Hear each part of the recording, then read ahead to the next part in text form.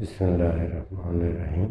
আশা করি সবাই ভালো আছেন, আমিও ভালো আছি। আমরা তো আর কিছু করতে পারবো না। কোটা আন্দোলনে কত মায়ের বুক খালি হয়েছে আমরা তো জানি না। আমরা তো হয়তো একটা কিছু করতে পারবো, এটা আল্লাহর কাছে দোয়া করতে পারবো। আপনারা সবাই যারা শহীদ হয়েছে তাগুলিকে দোয়া করবেন, আমিও দোয়া করি। আমি এখন আসরের নামাজ শেষ করলাম। আমি তো এত কিছু জানি না, তারপরে দোয়া করি। আল্লাহুম্মা আমিন। আল্লাহ আল্লাহ আল্লাহ আল্লাহ আল্লাহ।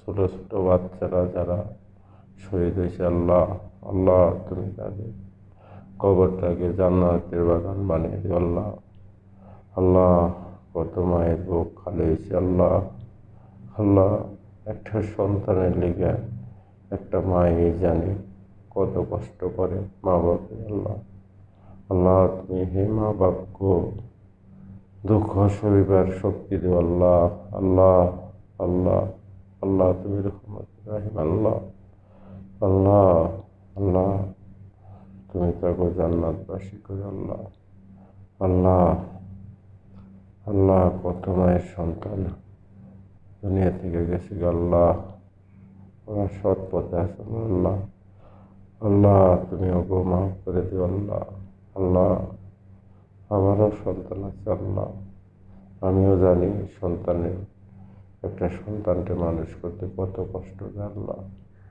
আল্লাহ, তুমি তাদের জান্নাতবাসী করে। আল্লাহ এ আল্লাহ, তুমি তো সবই দেখছো। আল্লাহ তুমি তো সবই বুঝো। আল্লাহ আল্লাহ, তুমি রহম করো। আল্লাহ আল্লাহ, তার মা বাবাকে কাটিয়ে ওঠার জন্য তৌফিক দান করো। আল্লাহ ইয়া মাবুদ, ইয়া মাবুদ, আমি তো প্রবাসী হইয়া।